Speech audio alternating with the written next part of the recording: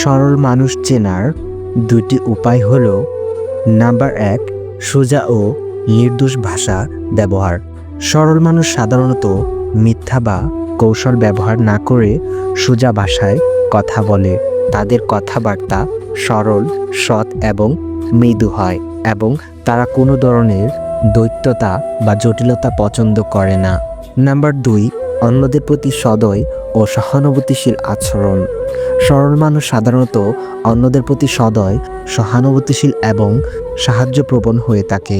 তারা লোকজনের প্রতি কোনো ধরনের প্রতারণা বা কৌশল ব্যবহার না করে বরং সৎ ও আন্তরিক সম্পর্ক গড়ে তোলে।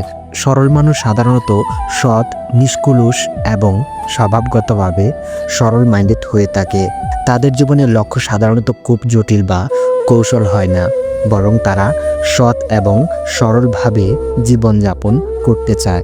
এই ধরনের মানুষরা প্রায়ই বিনয়ী, নিরহংকারী এবং যে কোনো পরিস্থিতিতে সহজভাবে চিন্তা করতে পছন্দ করেন। তাদের আচরণে স্বচ্ছতা থাকে এবং তারা সাধারণত মন খুলে কথা বলতে পছন্দ করেন।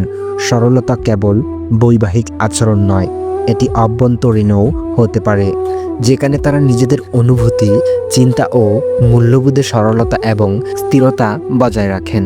সরল মানুষের সাথে সৎ, নম্র ও আন্তরিক ব্যবহার করা উচিত। তাদের সঙ্গে আচরণে খোলামেলা, বিশ্বাসযোগ্য এবং তাদের অনুভূতিতে শ্রদ্ধাশীল হওয়া জরুরি। সরল মানুষ সাধারণত জটিলতা বা জালিয়াতির প্রতি প্রতিক্রিয়া দেখায়, তাই তাদের সাথে দয়ালু এবং সরল থাকাই সবচেয়ে ভালো। তাদের সাথে সম্পর্কের মধ্যে সততা বজায় রেখে কোনো ধরনের কৃত্রিমতা বা দুর্ব্যবহার এড়িয়ে চলা উচিত।